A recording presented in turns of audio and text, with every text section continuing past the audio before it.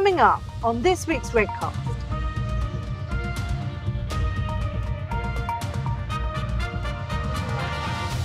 I do get to a point where the regulators are confident enough to take the initiative to mandate something to happen. And then that, I think, would give everybody else, buy side, sell side, large and small firms, the incentive to actually collaborate in a way that will drive improvement in a much quicker time frame. So it becomes exponentially more complicated the more regimes you start adding in. And I think unless you get to the detail, you're never going to solve that problem. And I think that's another really benefit. It's a benefit of being able to work it with the tech-based angle as opposed to sitting around doing more Excel spreadsheets and PowerPoints. It's sort of counterintuitive that in order to make something ultimately simpler, you're going to have to, you start off asking for lots more detail. So I think you need something that does start with, at some level, with practitioners in terms of, what is really happening here? How do we break it down? My vision would be to take the common domain model and extend it into the middle and back office. Welcome to RegCast. RegCast. Tomorrow's RegTech radar today. Hello, everyone. I'm PJ Di Giammarino, CEO and founder of JWG. I am really pleased to be here on the first live RegCast that we're sending out via LinkedIn. Of course, it will be on all the feeds later.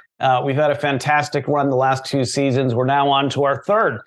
We're really focusing this season on giving you tomorrow's RegTech radar today so that we can get into some of the key issues that are out there. And what a better time to do this than right at the beginning of the season when we published our 29th RegTech Outlook in the form of our beacon. It's our an annual event where we try to pull together a yearbook of what's happening.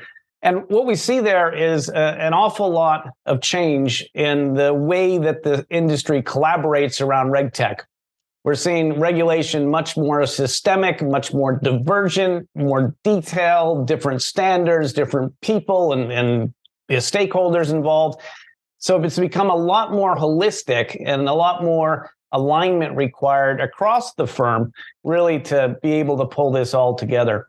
So who better to help us work through this than someone who was with us at the start of the journey in the very first season, Gavin Stuart from Grant Thornton. But he's been here with us all along this RegTech ride, even since early days of MiFID I, when on the other side of the fence. Gavin, why don't you give people a quick introduction to what you've done over your illustrious career? Hi there. I think that's where the grey hair comes from. Look at the photo. I'm sure that it was in better nick back then. Tomorrow's radar today is a great line. Yes, hi, everyone. So I basically spent my career working for the regulators. So for the Bank of England, then starting in 1989, then the FSA, then the Financial Conduct Authority. So that's 27 years worth, and I now commentate on what's happening in regulation for Grant Thornton. So do daily blogs and newsletters and podcasts and so on. And PJ and I have been talking about this for over 5 years now. So it's been a sort of a long time and a short time, I guess, in kind of RegTech world. Yeah, it does feel like they are RegTech years. They tend to go fairly quick. I think the objective today is that we're going to go through some of our findings and what's on our radar. I'm going to get Gavin's perspective, but also have you ask questions as we go, because we have this great opportunity with this LinkedIn platform to do that. So we'll do what we can to monitor it. Just taking you very briefly through the way we have seen the evolution of the change drivers that we started tracking in this way last year. There's an awful lot more on our plates in the trading, surveillance, in the AML arena, if you will, really the front office, middle office, data and tech community. So there's with all the change drivers out there that are really getting at some very fundamental issues about transparency, about protecting the investor, and really making sure that we have the system safe and are monitoring it correctly, we're seeing that area come under a lot of pressure. But at the same time, we're also seeing a lot for the systemic transparency as well. All that good old-fashioned discussion about how do we get the internal balance sheet represented out to the regulator and all the Basel IV discussion, as well as the detailed discussions around the transactions in the form of the global derivatives rewrite, for example, but keen to also look at what the impact of the MiFID consultation, MiFID II, MiFIR rewrite that's going on. And at the same time, obviously changes with Dodd-Frank 2 coming in. And ultimately, it's not just that risk community from a financial point of view, but the non-financial risk crowd that also is feeling a bit of heat this year. We're seeing ultimately the whole market integrity and protection agenda dominating to start, which is where we've led with our first event on the 22nd of March. We then see this non-financial risk space really coming to its own as the DORA standards process has just literally kicked off this week. And we see many of the cyber and other efforts pushing hard there that will lead to a lot of difficult conversations around how we use cloud and the vendor risk management piece. And then ultimately that reporting, which will be running all year in many different forms. So there's a lot of additional pressures there. So the questions we have teed up for this year are only 10, and there's many ways we'll come to them, including on this RegCast. But we really look at the impact of the market structure and risk management controls moving together really for all the asset classes as we roll up digital assets and figure out what those look like. And there's the opportunity to think about how we use things like the common domain model to help manage risk, and to be able to then deploy common typologies and then look at the data in common ways so that we can get a better view of how we're managing all of that. In the non-financial risk space, we're looking at the emerging operational risk standards and how people can use those as ways to define what good looks like, not only from an operational perspective, but also from a compliance perspective. And underneath all that, we have a lot of these AI, cloud, cyber, data type questions that really drive at the heart of understanding your full supply chain and making sure that the people within the firms are accountable for making sure that's safe and that they can face off to the customers and the regulators at the end of the day and prove that it works. And then finally, the last batch of questions is around reporting. And what more topical topic than ESG when you get to data standards and all the things that they're being asked for. But at the same time, though, we're revisiting Basel IV and looking at the impact on even on the trading desks with FRTB coming in. At the same time, we're starting to kick off DRR. So a lot of these themes come back to a holistic need for these things in the middle. It's making sure that you have a lot of the core middle and back office tribes lined up around what the front office needs. And then fundamentally, that's going to drive a whole bunch of different RegTech behaviors. But Gavin, I guess over to you. We're going to need some bigger, bolder coalitions this year to get some of these RegTech topics on the agenda and in a way to talk about them. A lot of this is really hard to imagine how you would do that. What's your perspective on which agendas will lead to the most coalition building? Hi. So I mean, this has always been really, really puzzling for me because from my perspective, this is all very much a win-win for the regulators and for the industry. But so far, we haven't managed to get over the hurdle of, I guess, justifying the cost up front when the payback is let's say, over 3 years down the line. And there are lots of reasons for that. I mean, some of it's just the kind of profit horizons that people have, but obviously kind of Brexit and cost of living crisis, pandemic before that all play into it. So I think you need something that it's either going to be quite piecemeal, or you need something that somehow creates a coalition and creates some kind of imperative to kind of justify justify the upfront spend because down the line you're going to get the benefits. And I think that the regulators have sort of moved away from any position they might have been in, 4 or 5 years ago, where they were kind of really pushing ahead with this. And obviously DRR is happening, but it's happening, I think, at a slower pace than we originally hoped and envisaged, and probably with a bit less ambition, at least to start with. So I think the best chance of all this coming together for me is probably, and I think it's in your kind of middle, Venn diagram bit there, is probably operational resilience, and the sort of cyber stuff, because I think that's probably got the best chance of creating the imperative for the regulators and for the industry at the same time. Yeah, it is one of those more tangible drivers that you can get your head around, and I think everyone can appreciate the systemic risk that we're attempting to mitigate. Can you maybe explain a bit more who's most interested in that, in addressing some of the challenges in that space, and we can maybe then get on to what it would take to get collaboration in these coalitions built? So I think interestingly as well, it's one of those areas that is genuinely global, with a lot of substance to, when we say something as an international priority, I think there's more substance to op resilience than there is to some other things. It's probably on a slightly slow burn, although obviously some of the geopolitical stuff is maybe kind of starting to speed that up. But I think it's driven by regulators around the world understanding that actually there's partly there's a kind of the weakest point of the system is a real vulnerability. The rapidly escalating importance of cyber risk over the last 10 years, and also the dependence of the real economy on all these systems being up to scratch, which goes all the way back in the UK, certainly to the kind of RBS outage in 2012.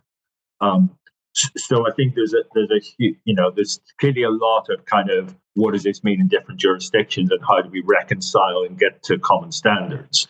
But I think there is kind of a genuine level of care, pretty much universally about this. And then I think from a firm's point of view, from the industry's point of view, you have a whole load of legacy systems for all sorts of reasons. Again, the cyber thing is really important. It's probably one of the real reputational sensitivities that firms tend to all share. And it's also an area where people recognize they're going to have to invest a great deal in any case. And so actually doing it in a way that allows them to then refine and improve down the line much more easily and much more cost effectively, I think becomes a much easier sell than it would be in other situations. Yeah, I share that perspective. I guess that there's also a newness to it, even though it's a known risk. The fact that it's an operational resilience conversation, and it's a NIS2 conversation, and there's all kinds of new ways to come at this. That also helps the senior management and the board understand that this is really a set of accountabilities that they will have, and that really ripples all the way down the supply chain. And that, I guess, what I've noted is that especially Europe has gone to a level of specificity around the standards for the contractual arrangements that really start to get interesting, because a lot of what you start talking about for operational resilience and cyber resilience is the ability to have a multi-vendor strategy, and to be able to think about failover and moving to other suppliers without all that stickiness that we know gets built in. So it could be extremely disruptive, but also an extremely great opportunity. So I'd expect to see lots of resources there to help everyone understand that better. In your perspective, Gavin, what we've seen, does this fall upon the procurement and the third-party risk and the operational risk crews? Who's really a spiritual owner for this whole discussion? That's a really good question. So, who's the spiritual owner? So, I think operationally, ultimately it is probably operational risk, but I think it's also going to. I mean, one of the interesting things about this is that if you go to different firms, they are organized differently, even those who regulators might see as being relatively similar to each other and put in the same peer group. That's one of the lessons from SMCR, if you like, that actually, the regulatory responsibility maps look really quite different depending on what firm you're talking about. So I would say operational risk, but I think that actually you're going to get some different answers depending on where you are. And I think there is something with all these issues that are firm wide, that there is something about actually how do you give real ownership to it and actually still make other people care. And a lot of things, if going back into my kind of regulatory past, a lot of things tend to start basically in the let's say the operations area, even though they've got an enormous front office impact, and they only get to the front office only tends to take an interest really quite close to implementation time, and then you get quite a big shuffling around, and all sorts of new questions start getting asked.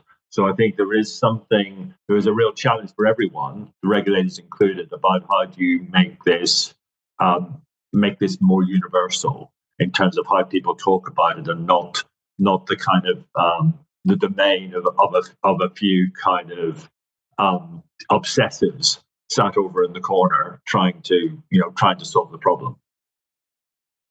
Yeah, and thank you to Jefferson for the first question of the day. He has written in essentially a question about one of the touted improvements of RegTech that I'm not sure we've actually seen yet. In that, the benefit is we can come up with a set of rules, a set of methods to be able to test that we've got these risks under control. But really, at the end of the day, those rules need to be driven by the data, and it's a bottom up, not necessarily a top down of the risk standards. And I guess that ultimately this is you run the risk of this trying to be a bolt on if you don't actually get at the underlying issues like with cyber and all of the rules you need to be looking at. What's your perspective there, Gavin? So I think it has to be the real value of it long term is that it gives you a sort of a consistent map of exactly what's going on at the granular level that then rolls across and will mean the same across different institutions if you're the regulators. That's the regulatory benefit, if you like. So I think it has to reflect what goes, there's a weird it's sort of counterintuitive that in order to make something ultimately simpler, you're going to have to, you start off asking for lots more detail. So I think you need something that does start with, at some level, with practitioners in terms of, what is really happening here? How do we break it down? How do we then capture it so that we can then reflect it across? And that's, if you like, is where the upfront cost comes from. Yeah, and I guess I hear you in terms of the upfront cost, but there's also an enormous opportunity there to take some pain away. So many of the guidance documents in this space, stop at that PDF level, and you can't actually then interpret what that means from a rule set when you start getting operational and looking at data, right? So I guess upfront cost, as in, and I think we're violently agreeing with each other. Upfront cost, as in actually doing the mapping, whereas what you're talking about is the sort of what I might call the attritional cost of, because you don't do the mapping, you end up with lots of misunderstandings and semi-understandings of work having to be done informally to try and design workarounds. Yeah. Which tends to get hidden as opposed to kind of appearing in the bottom line on on someone's budget plan. Yeah. Yeah, and I take, I look at what the Bank of England has been pioneering with UK finance, and hats off to Rogan and team for that CMORG and CBEST methodology around testing a lot of these issues. Yes.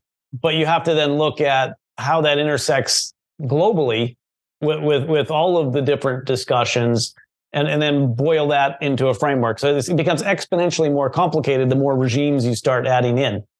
And I think unless you get to the detail, you're never going to solve that problem. And I think that's another really benefit. It's a benefit of being able to work it with the tech-based angle as opposed to sitting around doing more Excel spreadsheets and PowerPoints.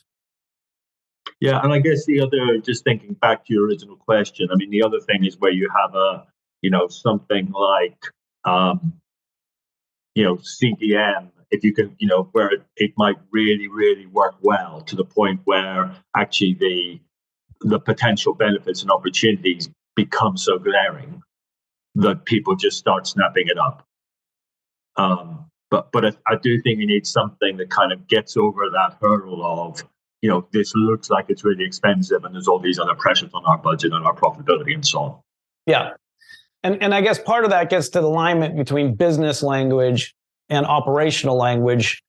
And that's where the common domain model has been positioned. And I think it's been looked at as a front end tool, if I put it that way, collateral and regulatory reporting and those kind of things. My vision would be to take the common domain model and extend it into the middle and back office. And be able to use it for things that are related to the business, but also don't necessarily have to be from a risk framework point of view. To what extent do you think the CDM has to be adopted by the front end before being used for the back end? I mean, it's difficult to tell. I far more about the detail of this than I do. I suppose I start from it's like somehow it has to come together. And you need pressure from more than one area of the business in order to kind of flip it over and actually make it happen. So somehow they have to talk to each other ahead of time, and then I think you've got a chance of making it of making all this stuff a reality much sooner. Otherwise, like I say, I think it'll be quite piecemeal, which is what it's been what's been since we've been talking about it. Yeah, agreed. And I guess, coming back to it at the end of the day, like my old boss used to say when I was a COO at a bank, he said, there's only two things you got to do: make money, stay out of jail. And that brings it right back to the point you mentioned earlier, which is SMCR, and starting to see accountability actually being hung on people that have these obligations. Well, we know the Edinburgh plan made some mention of having to look at SMCR, but what do you think is really going on there, and to what extent, are those accountable functions going to have to kind of take note of what's happening with these risks that we've been talking about? So I think the announcement of a review of SMCR in the Edinburgh speech, the Edinburgh reforms, came as a bit of a surprise to me and to others I've spoken to. And we'll have to wait a little bit and see the terms of reference for it. I think if the government sees it as deregulatory, then I think that's one thing. If it sees it as actually this has been around for 6 years, we could doubtlessly, if we did a proper review, we could doubtlessly improve it, then that's something else. Obviously, there's a bit of an overlap, but fundamentally, I think they're different things. I get the sense in terms of SNCR that it's relatively well embedded in how UK financial services works. People would like some changes, but by and large, I think it's helped to kind of simplify things internally in generally a good way. I'm worried a bit it hasn't been really tested by a crisis.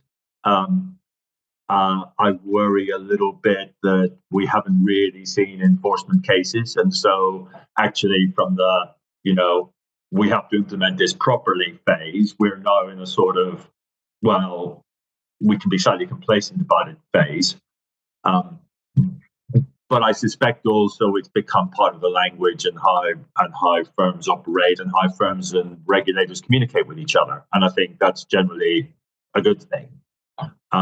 In terms of people really feeling on the hook in the way you suggest, I suspect we're a little way off that, to be honest. I think it's a potential vehicle for that, but I don't get a feel we're there yet. Yeah. Yeah, I think that's right. The proof of the pudding hasn't been in the eating of the SMCR. It's been nearly 7 years since it came in for banking, so it's been a while. But I think it's still I think there's general kind of acceptance and that it's a good thing. I think there's a little bit of kind of mixed messages about what it's really for now. Yeah. Is it a real accountability tool so that you can hold individuals to account when something goes wrong, or is it all about general culture and then there's lots of other things in between? And the regulators also use it for implementation purposes, like you have to have a senior manager in charge of X, Y, or Z. But generally, I think we're still waiting a little bit. But I think on the whole, it's been a plus.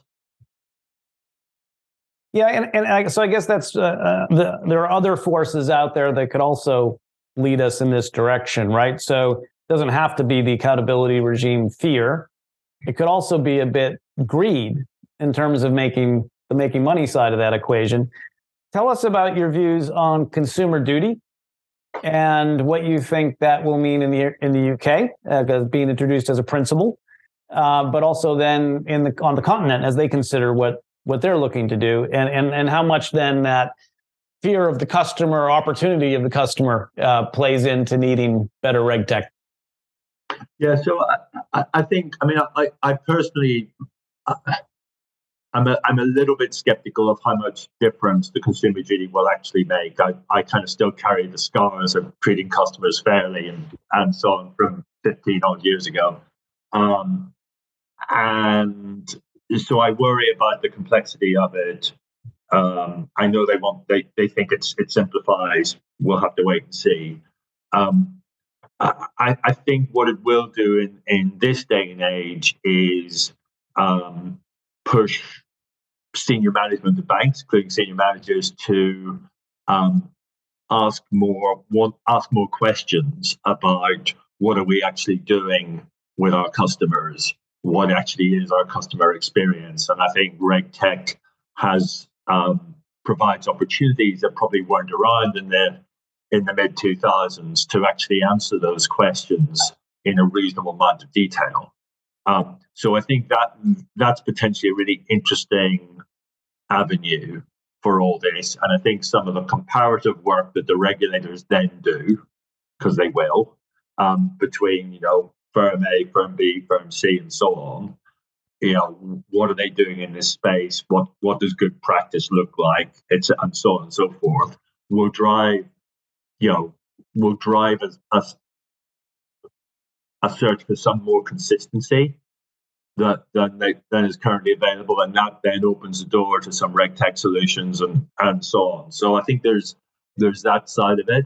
I think in terms of looking across, I don't know. I'm a bit out of date with what's happening in Europe, but I think we always had an idea that certainly the scale of our conduct regulation always felt bigger than our European counterparts when we were in the EU. I don't know to what extent that's changed now, but certainly there was a lot more sort of resource and so on in terms of what the regulators did that took place in the UK, as far as I was aware. So I probably have to come back to you on that, to be honest, PJ. And I think we all will. We don't have visibility of the continent just now, but in a lot of those, a lot of what the way the UK has introduced it has been very principle based, not very prescriptive. But looking at tomorrow's radar in the trading space, which we're doing on the 22nd of March for our first big seminar, what I'm already hearing from market participants is that this is becoming a real issue. That you need to start thinking about that total view of the market and what obligations you have to the customer. So even paradoxically, we started thinking about that as best execution research, when actually they got rid of the best execution regime, more or less. I mean, there will be some tweaks to it, and yes, you still need to do some things, but there's this more holistic obligation, and as part of that holistic obligation, there's a lot of lift on the data.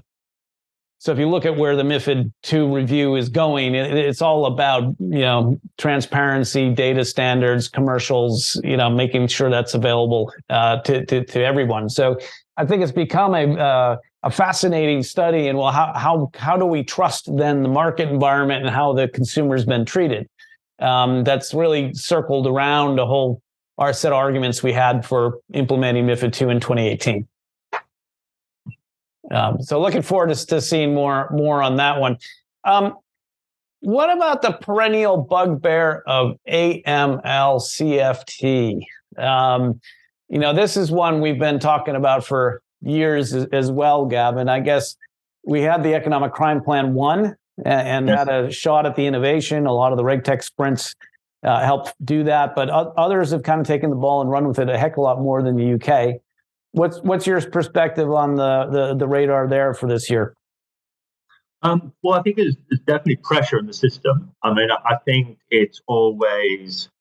I think the way it's been set up in terms of regulation in the UK, it's always been it's always stood slightly apart.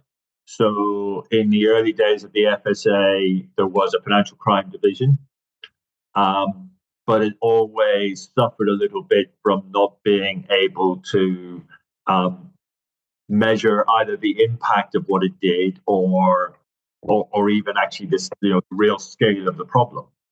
And sometimes there was a temptation to see the problem in purely financial services terms, as opposed to kind of actually this is the whole of society.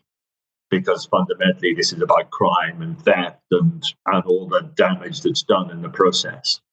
And I think that's all moved. But of course, financial crime is no longer an objective. It's not an objective of the SCA in the way that it was for the Financial Services Authority. It's only part of the market integrity objective. And so while AML is there, you have you have some of the same problems about how do we measure the detriment when you're trying to prioritize. And you also have quite a lot of shared responsibility across different agencies in the UK. So it's quite interesting and quite challenging to work out what's the best way through that.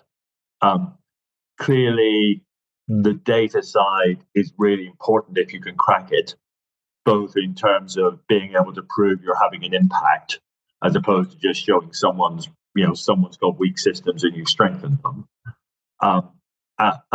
But also in terms of actually being able to do something, properly at scale and enabling the industry to do some genuine preventative stuff. So there's all sorts of wins in there, and I think if you could crack it, then it's a really big deal. And as I say, there's pressure in the system. I think in terms of society, because ironically of the kind of the rise in fraud, there's more general public appreciation of financial crime and its impact, and so on. So I think it's a bigger deal for politicians, and therefore a bigger deal for in terms of what regulators can justify spending money and time on than perhaps it was 20 years ago. Because all these things are trade-offs. So you're putting resource into this, you're putting less resource somewhere else. Yeah, and I hear you about the coalition of supervisory agencies. Yeah. and even crime agencies that need to get involved. It's a massive coordination effort, and I think that's a coalition that has been screaming for some direction, and hopefully the Economic Crime Plan 2 will provide that. I know you talked about the data strategy, but we need a lot more than just the data strategy. We need the AI strategy. We need the infrastructure strategy. We need the privacy strategy. It all has to hang together, right? And I think the other thing is that actually all the information I've seen is that actually we have pretty good. The UK has pretty good a pretty good legal framework around this stuff, and the regulators and other authorities have pretty decent powers. You can always improve them, but there's quite a lot there. What we don't have is resources actually doing the enforcement. So I think the other part of this jigsaw is if you have people at the sort of the sharp end, a critical mass actually saying, we need X, Y, and Z, then I think you potentially galvanize the system an awful lot more. Yeah. And there's a genuine demand for all those things you were just talking about. And I think that changes the dynamic as well. But at the moment, it's not clear to me that we have the enforcement resources who are actually, saying, I need this, I need this in order to be able to do my job properly and get the bad guys. But I'm not sure it's just about the enforcement side. It's also about the firms that are regulated. And it's not just financial institutions, right? It's all the professional services as well. Yeah. So there's an enormous coalition there that has to be brought together even to articulate that need. And that's, I think, a giant stakeholder exercise. Very few people will argue against this, but at the same time, very people will put their skin in the game for it. And then it's and it's quite interesting because people do spend money on it. So firms spend a significant amount of money on this stuff. Partly I think is a defense mechanism because they don't want to be caught out, but also genuinely because it's the right thing to do. So I think there is a potential coalition to be built because the money in a sense is already there. So if you can find a way so it can be spent more cleverly and or more effectively, then actually no one's going to argue with that. Yeah. And I think too, we can't discount digital assets, right? So that's another thing on the radar. Obviously, 2 big consultation papers have kicked off. None of them are going to conclude quickly, and there's a bunch more to go. But tell us what's on your radar for the digital asset space and how that can play in. Well, like you say, it's a big consultation, and I think this is another one where the international side is as important as anything that happens in the UK. I think it's we've talked before about what's happening on the US side. You've got the EU and MICA. So to an extent, we're behind the curve on this. But there's some quite good stuff in the consultation. I think it's still going to be a while before we see anything. I think being on the most optimistic view from the kind of the chart they've got in the paper that came out last week, I think we're talking middle of 2025 before you start getting actual regulation. So there's a lot of money is going to be made and lost in that period of time. So I do worry that actually, as with all these things, the thing that you start off trying to regulate has become something different by the time the regulation happens. So so the regulation potentially always starts off behind where it needs to be because the world has moved on in the process. So one of the things I'd love to see is something that actually does all the consultation and so on, and obviously you have to jump through all the kind of right legislative loops, but something that was a bit quicker and was more kind of responsive along the way than what we've got at the moment, because it does feel like we're a little bit after the event still. So I worry about the digital asset stuff that actually we always think it's going to happen tomorrow, and actually it's quite a long way.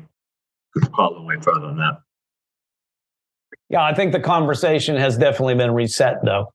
It's no longer a DeFi versus TradFi. It's recognition that they are equal, and there needs to be that discussion about the standards and the interoperability on both sides.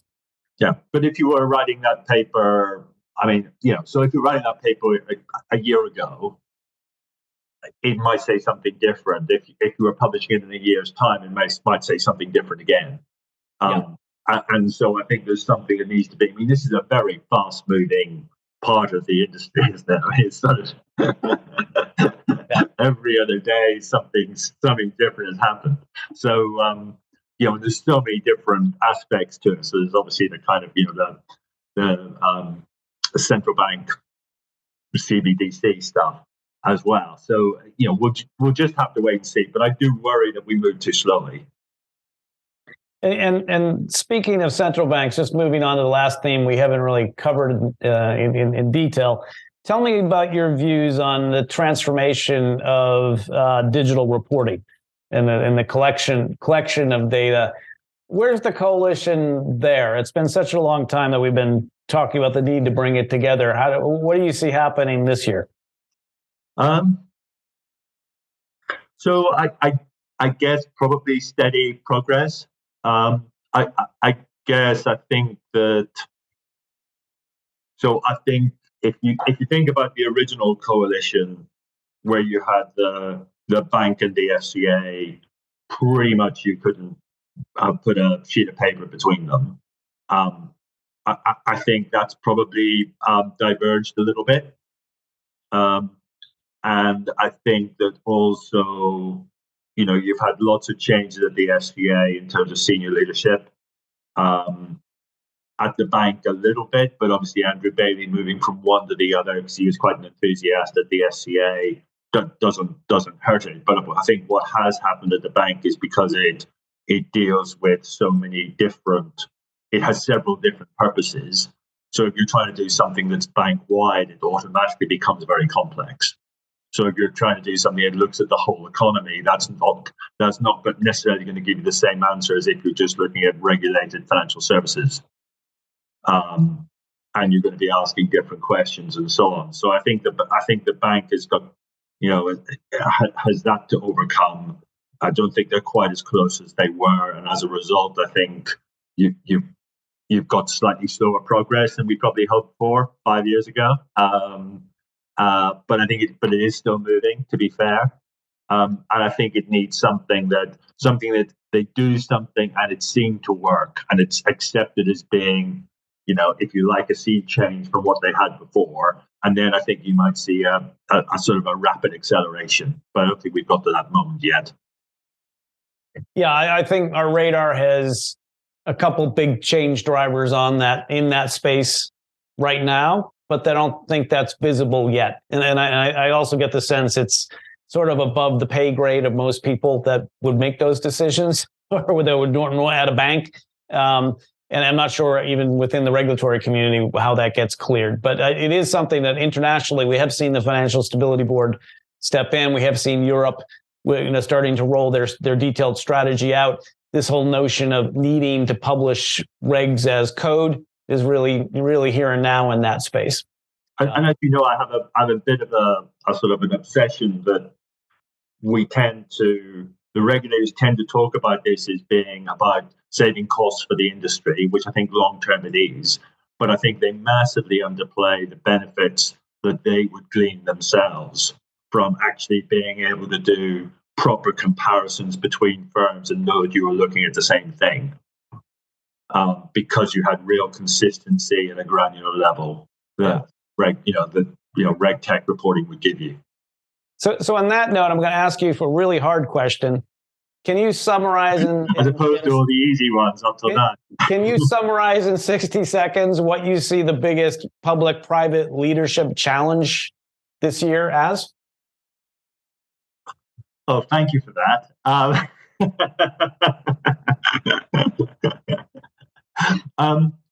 I think it's how do you how do you get to a point where the regulators take the initiative and mandate something to happen across the industry that is in the industry's benefit? Because I think otherwise everything will still get stuck. So how do you get to a point where the regulators are confident enough to take the initiative to mandate something to happen? And then that, I think, would give everybody else, buy side, sell side, large and small firms, the incentive to actually collaborate in a way that will drive improvement in a much quicker time frame. How was that? Gavin, thank you. I think you hit the bit on that one, my friend. And it certainly isn't an easy question. But I did note you led with the regulatory ask, and I think that's fundamentally where we've been inching towards over the past few years of this journey. I think just as a note, obviously we have the 22nd of March event coming up that will help us drive the publication schedule around the research, and obviously the RegCast that you're listening to now. But ultimately, this is driven by you. And if you've got some ideas out there about what you'd like to see us working on, or a group of three friends and have an idea about what they'd like to push forward, let us know. That's what we're here for. It's set up as a joint working group. We love collaborative problems and helping to figure this stuff out. And stay in touch. LinkedIn, always very, very active for us. We hear nearly 4,000 people in what started off as just a MiFID II group, now covering digital assets and all else. But for each of these themes, you'll find we have a LinkedIn group to keep the conversation going. Get involved. Let us know what's hot on your radars. And if you need help with your tracking and being able to manage all this and how you tie it into your systems and controls, let us know, because we have solutions for that too. So without further ado, thank you very, very much for dialing in, and we look forward to having you share this RegCast and getting even more than 18,000 downloads on all the RegCasts that have been out there so far. Thanks very much. You can download the podcast via Spotify, Apple, and Google. But also, I'd encourage people to come to the JWG website, which, as hopefully you will know, is jwg-it.eu. Go to the Intelligence Hub and create your bespoke library. This is RegCast. Tomorrow's RegTech Radar today.